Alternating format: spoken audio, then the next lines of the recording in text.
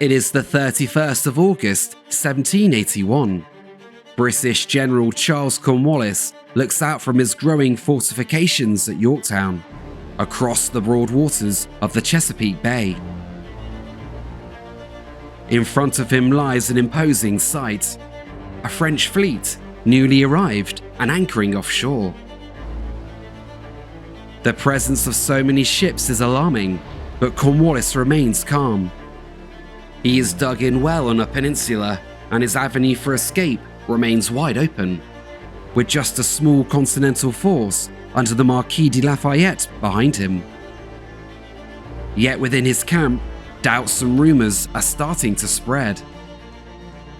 Colonel Bannister Tarleton and other senior officers press their general to strike out now and move inland. Cornwallis, however, hesitates. His commander-in-chief in New York, General Sir Henry Clinton, has promised reinforcements. And although he reassures himself that he can leave at any time, where would he go? Thanks to Continental General Greene, marching back south is no longer an option. And so, for now at least, Cornwallis resolves to stay at Yorktown.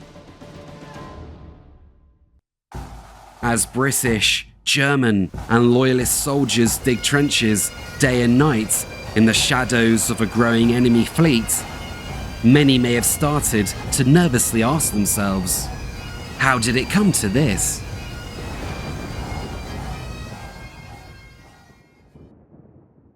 And now, a little detour. This segment comes via a paid partnership with BetterHelp.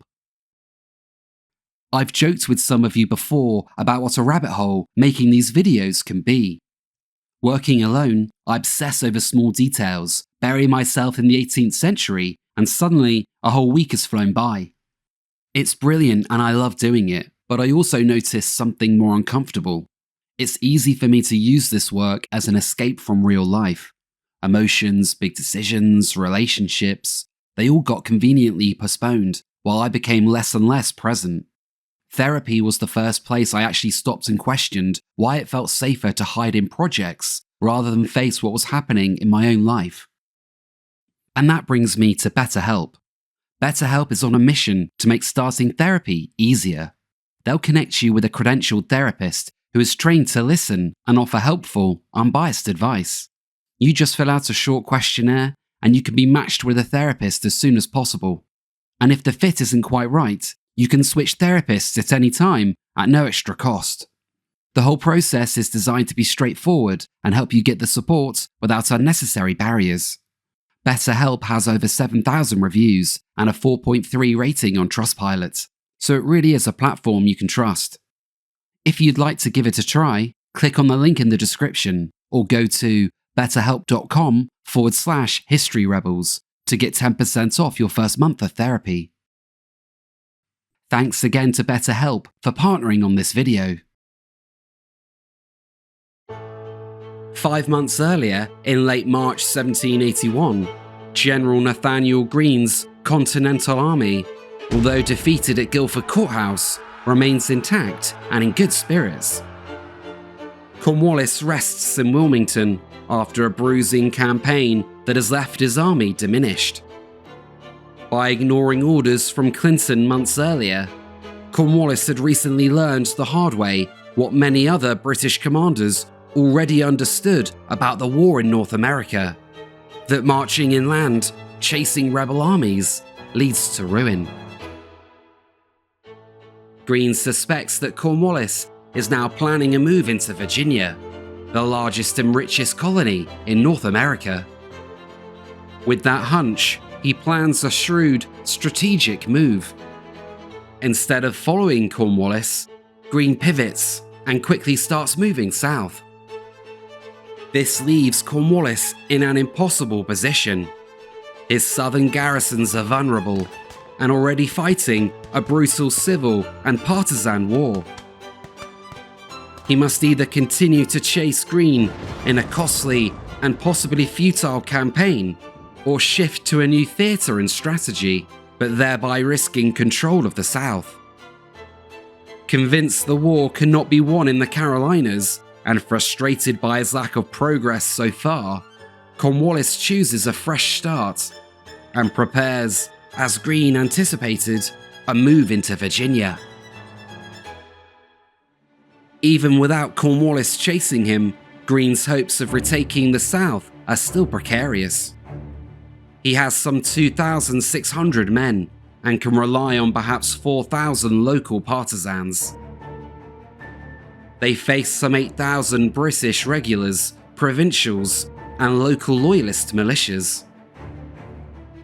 The civil war in the South is in a brutal stalemate, with increasingly cruel actions from both sides. The British hold a string of forts in an attempt to pacify the territory, while Patriot partisans control much of the backcountry.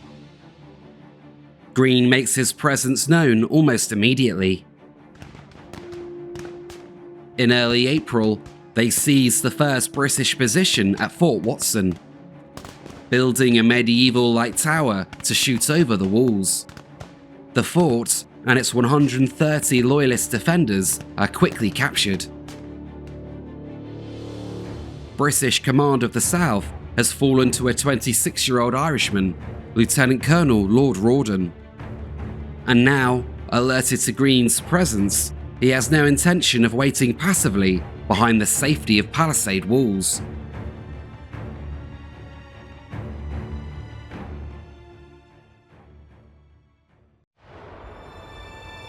On the 25th of April, Rawdon leads 900 soldiers quietly through the woods and towards Greene's force of 1,500 unsuspecting men camped on Hobkirk's hill. Greene's army, still cooking breakfast, soon scramble to form battle lines. As the British slowly move up the hill, Greene plans to use his numbers to envelop Rawdon and orders regiments to move against the British flanks, while William Washington's cavalry is sent to their rear. The initially confident British advance suddenly looks vulnerable, as canister shots rain down on them from artillery in the centre. The British line starts to falter, and victory is almost within reach for the Continentals. But in the attack, the 1st and 2nd Maryland regiments are suddenly shaken, as several of their commanding officers, including a colonel, are struck down. The Marylanders, pausing in disorder, are then charged by Rawdon's Volunteers of Ireland and put to flight. The tide of battle has turned in an instant, and Greene, lightly furious, is forced to withdraw from the field.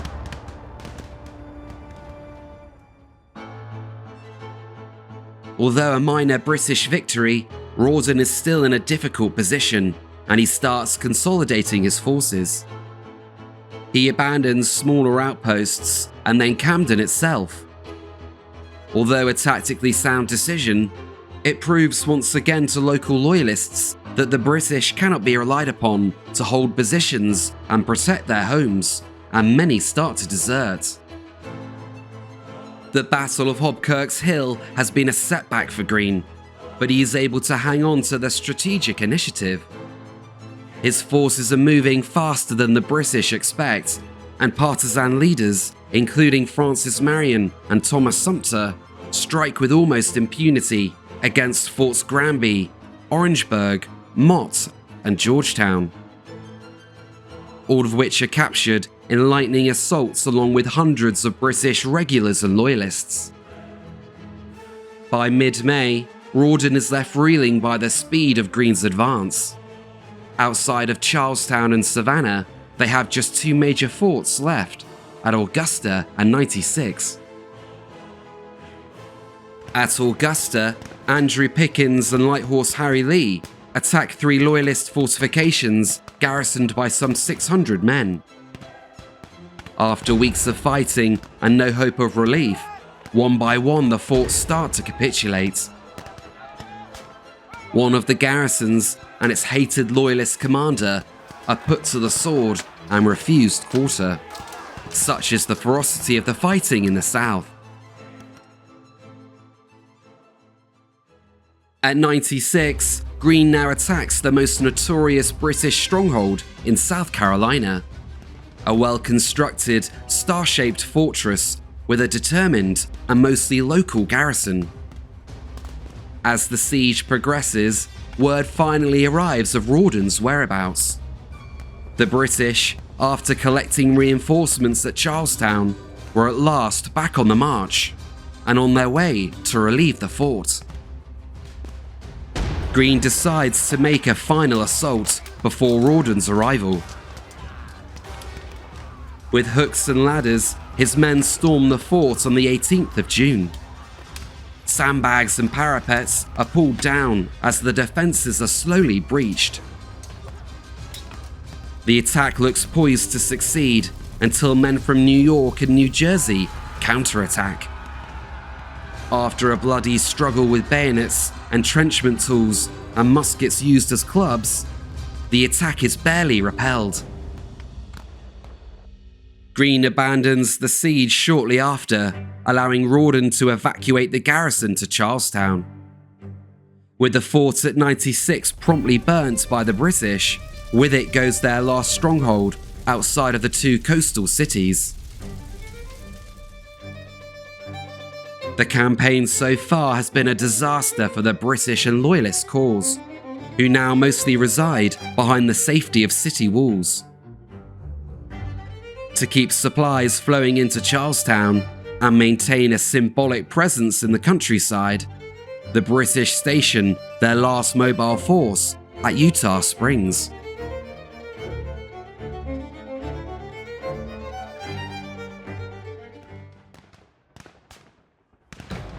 In the early hours of September 8th, Greene's army of 2,400 men approached the British camp, 2,000 strong. Greene and the Continentals are confident and unusually on the offensive against the British field army. Their first line consists of militia, with Continentals behind them. They are soon at British Commander Colonel Stewart's line, and to Greene's delight, his militia fight well, even receiving British bayonet charges without retreating. In well-executed battlefield maneuvers, the militia eventually withdraws in good order, being replaced by Continental regulars at the front. The fighting is soon intense across the battlefield. The British are hard pressed and begin to break on their left. Soon the entire army is falling back, but it is not a rout, and a new line is formed, anchoring itself around a house occupied by Loyalists barricaded inside. The situation is becoming dire for Stewart, and his men desperately cling on. Greene, to seal his victory, sends William Washington's cavalry to sweep through the British right flank and then into their rear. But protected by hedges, the British are able to repulse the dragoons, inflicting heavy losses, including Washington himself, who is promptly captured.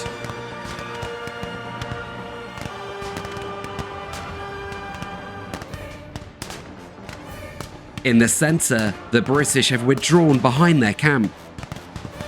As the Continentals advance through the tents, the temptation to loot becomes too great, and men start to fall out of line to take what they can. As the Continental centre falls into disarray, Light Horse Harry Lee's legion attempts to storm the barricaded house at bayonet point. In bloody close-quarter fighting at doors and windows, the Loyalists inside fight for their lives.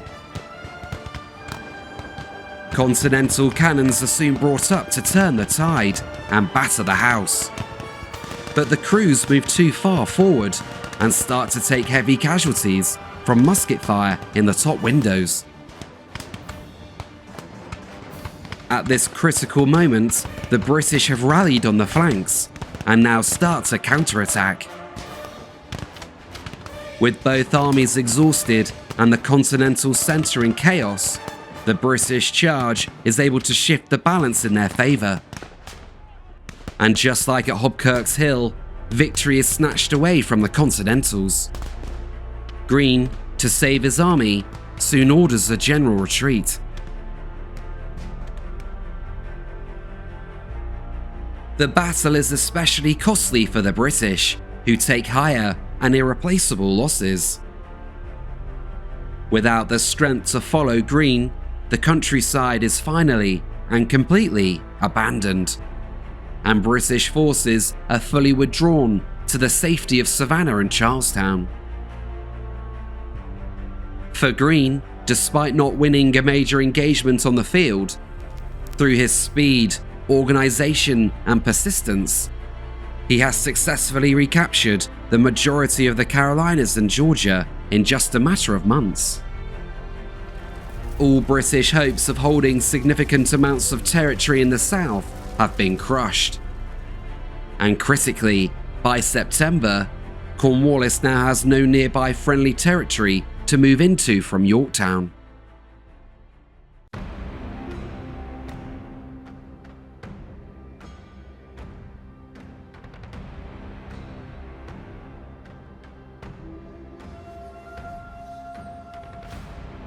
By 1781, the war for the British has become global. Well-executed American diplomacy, combined with the irresistible opportunity to settle old scores, has led the Dutch and Spanish to join the Franco-American cause, while many other European powers form a league of armed neutrality, isolating Britain both diplomatically and economically on the continent. In Europe, the British fend off threats directly against their own shores from Allied naval squadrons that mass off the coast, including an armada in 1779. After a French landing on the Channel Island of Jersey is repulsed, the threat of invasion feels all too real for many in London. Further south, the Spanish land 14,000 troops on British-held Minorca, while besieging Britain's most important possession in the Mediterranean, the fortress peninsula of Gibraltar. Known as the Rock, Gibraltar controls the entrance to the Mediterranean, giving Britain a vital naval base to protect trade routes, project power, and blockade French and Spanish fleets.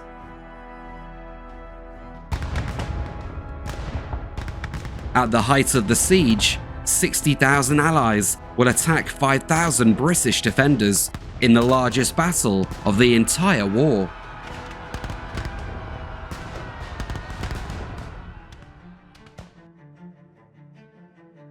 In India, the French support Sultan Hyder Ali in his campaign against the British East India Company.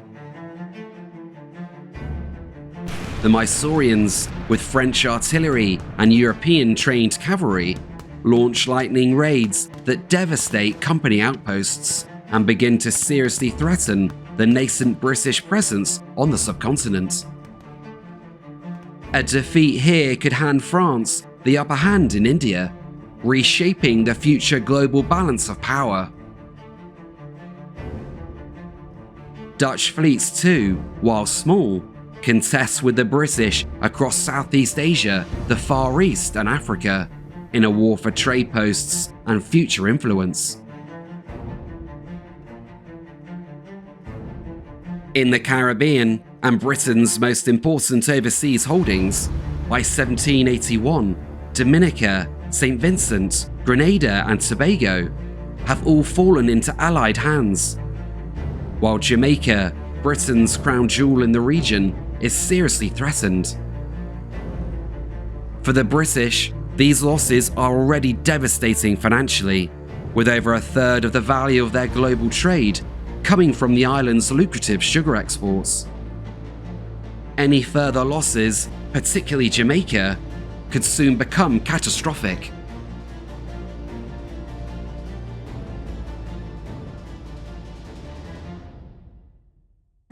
In the Americas, Spanish forces have made serious progress in Florida.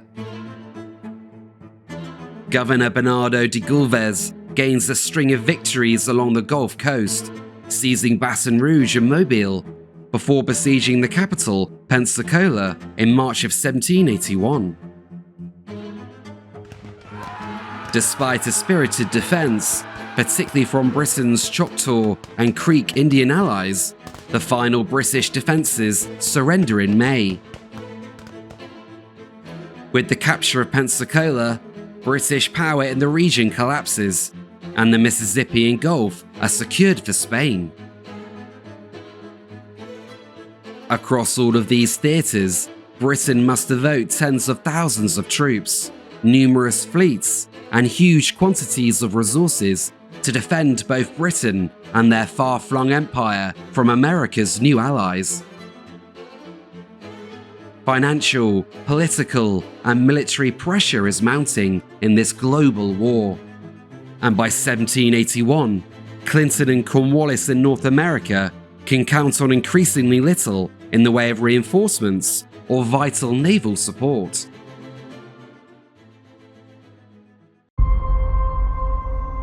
Cornwallis and his army arrive in Virginia in May 1781, after marching overland from Wilmington. He hopes to take advantage of Greene moving south, while Washington is occupied in the north, and capture perhaps the biggest prize of the 13 colonies. Virginia is the wealthiest province, offering much-needed supplies and manpower the British now desperately need, along with a chance to break the deadlock by denying those same resources to the Continentals. British forces had arrived in Virginia at the start of the year, with Generals Phillips and the defector Benedict Arnold facing off against the Continental General, the Marquis de Lafayette. The British have taken or destroyed vast quantities of tobacco, freed slaves, and burnt property, in an effort to disrupt critical continental war supplies that flow out of the colony.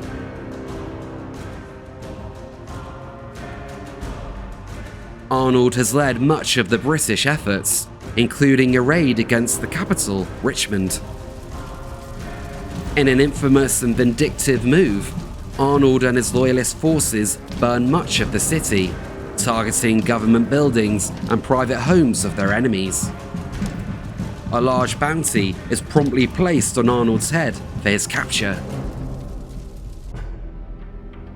Cornwallis wastes little time and continues the successful raiding as his army swells to over 7,000 men. Tarleton is let loose on the countryside, and thousands of muskets, barrels of gunpowder, clothing, and all means of military provisions are captured or destroyed. Even the governor of Virginia, Thomas Jefferson, narrowly escapes capture in an early morning attack on Charlottesville. But other members of the Virginia General Assembly aren't so lucky. Lafayette, with just under 5,000 men, expertly shadows the British, being under orders to evade Cornwallis and protect what military stores they can. Cornwallis's campaign is going well, and he has the initiative, despite not yet fully engaging the elusive Lafayette. With his current momentum, Cornwallis is starting to seriously threaten the Continental war effort. He is adamant that the Allies must soon respond, and hopes that there will be a decisive battle in Virginia to decide the war. He writes to Clinton suggesting they join forces in the colony, but the strategic disagreements and miscommunication between the two generals is persisting. Cornwallis's decision to leave the Carolinas for Virginia had been against Clinton's orders, souring relations to an all-time low. And now Clinton is anticipating Washington will assault New York, where he has no intention of abandoning the city. To Cornwallis's dismay, in June he receives stern orders from Clinton to send most of his army north to aid in New York's defenses. Cornwallis's hopes for a decisive campaign in Virginia are dashed, and he begins to wind down operations. As the majority of his men prepare to leave, Cornwallis receives fresh orders in late June to instead support a joint offensive against Philadelphia. Cornwallis disagrees and writes to Clinton angrily over the plans, but begins to embark his troops nonetheless. Just as transport ships are set to leave Portsmouth, Cornwallis receives yet a new letter and yet new orders. A naval base is now to be established on the Chesapeake Bay to be used as a springboard for undecided future operations. He is told to stop campaigning, dig in somewhere defensible, and await further instructions. Perhaps in this moment, Cornwallis finds himself adrift. Outfoxed by Greene in the Carolinas, hampered by Clinton's contradictory orders in Virginia, and fighting a war that increasingly feels uncertain or even futile. Instead of expanding British control in Virginia and seeking battle as he planned, Cornwallis now moves as commanded and entrenches his army on a lonely peninsula at Yorktown.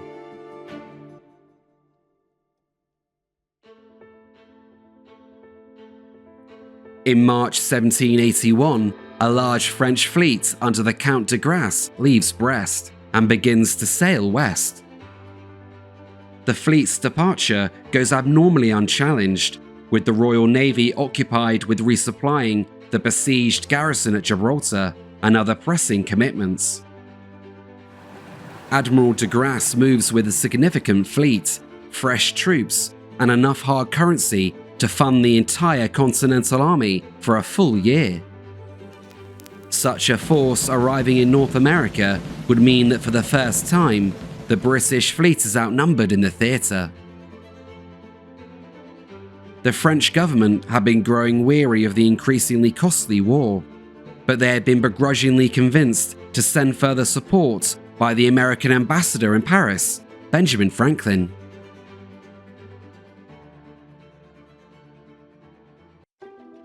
At White Plains, Commander-in-Chief of the Continental Army, George Washington, is elated with the news of the French fleet's departure. His army is in a poor state, and he faces increasingly critical supply and financial challenges made worse by the war spreading to Virginia. The threat of further mutinies, like in the previous year, hangs heavy on his shoulders.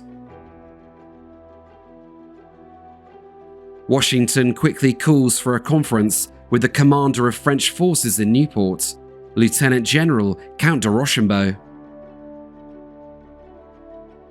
The two men meet at Wethersfield in Connecticut and agree to finally join their forces, creating a Franco-American army of some 10,000 men. Washington is adamant that the Allies should strike against New York and the center of British operations in North America. Here he believes they can deal a final death blow to Britain's dominion in America. Rochambeau, although as polite as ever, has different ideas. He is skeptical of what could be a long and difficult siege against a well-defended New York. Rochambeau also recognizes that French support is waning, and he therefore wants to make the most of de Grasse's fleet, which may not return, and any temporary naval superiority they can gain. At the conference, Rochambeau instead proposes an attack against the more vulnerable British forces in Virginia. Washington, as Commander-in-Chief of Allied forces, has the final say, and the meeting ends with an agreement to focus on New York, while keeping the door open on an attack further south. As Washington begins to make plans for the Allied assault in New York, Rochambeau drafts a fateful letter. He secretly writes to Admiral de Grasse, making clear his preference for the upcoming campaign.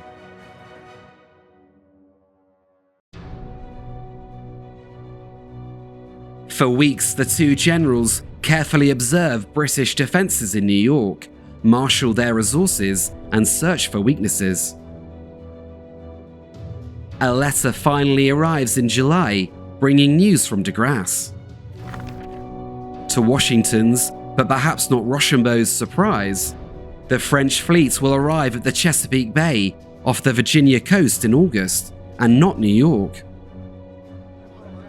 De Grasse writes that he will only be able to stay for 2 months, giving the Allies a narrow window of opportunity for combined operations. With the news, the die has been cast on Washington's behalf. The general puts any personal frustrations with his French allies behind him, and forever the pragmatist immediately gives up on his plans for New York. Starting in earnest, Washington now begins to prepare for a campaign against Cornwallis in Yorktown.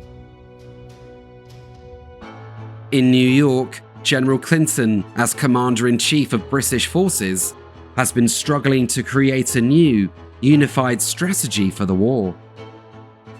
Communication with his second-in-command, Cornwallis, continues to be fraught with tension over perceived and real slights between the two men. Throughout the summer, Clinton has been intercepting letters and gathering intelligence on Washington's plans for an assault on New York. Although the situation and threat level is continuously changing, decisive action is desperately needed if the British are to regain the initiative.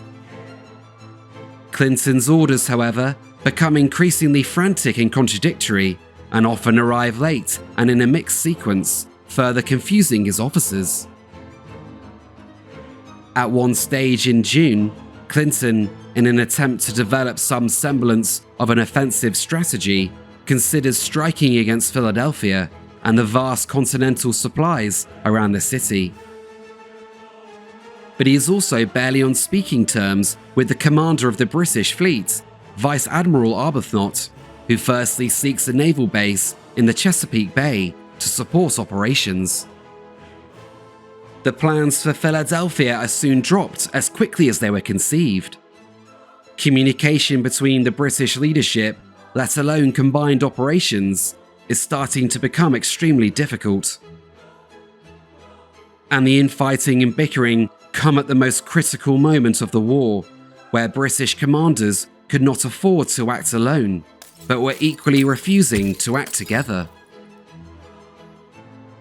In a tentative olive branch to the Navy, and in the absence of a wider strategy, Clinton finally sends the fateful orders to Cornwallis to establish a naval base at the entrance to the Chesapeake Bay, while he continues to prepare, with the bulk of the army, for the now abandoned Allied assault on New York. Washington, meanwhile, does all he can to convince Clinton that New York continues to be the target. He positions forces around the city, establishing camps, ovens, and artillery batteries as if in preparation for a long siege, while also allowing fake plans to fall into British hands. All the while, the majority of the Franco-American army start the 4-week-long march to Virginia in secret. The British completely fall for the ruse, and neither Clinton or Cornwallis have any idea of the Allied movements. French Admiral de Grasse, true to his word, arrives at the Chesapeake Bay in late August. The Allied plan to strike against Cornwallis at Yorktown is bold, and it still carries a potential fatal flaw.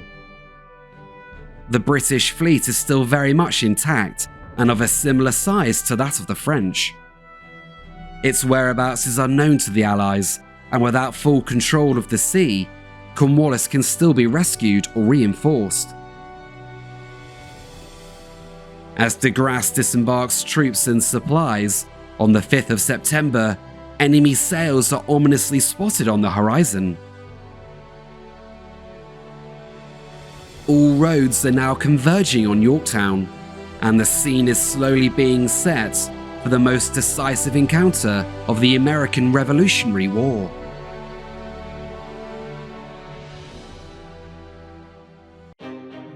Thank you for watching our series on the American Revolution, and of course, A huge thanks as well to our Patreon and YouTube supporters. Join now to get early access and vote on future videos. Thanks again, and until next time.